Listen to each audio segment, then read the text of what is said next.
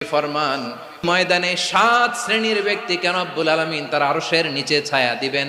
তার মধ্যে প্রথম শ্রেণীর ব্যক্তি হলো ইমামুন আদিল। ইমামুন আদিল, ন্যায়পরায়ণ শাসক,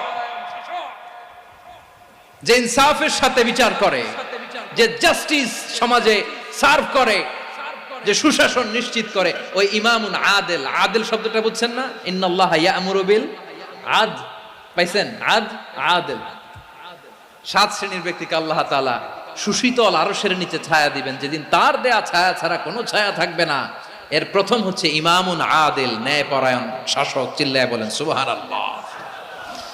আবার বিশ্বনবী বললেন, ইন্নাল মুকসিতিনা ইনদাল্লাহি আলা মানাবিরা মিন নূর আন ইয়ামিনির রহমান। কিয়ামতের দিন যারা ন্যায়পরায়ণ হিসেবে আল্লাহর সামনে দাঁড়াবে, কিয়ামতের দিন রব্বুল আলামিন তার আরশের ডান দিকে ও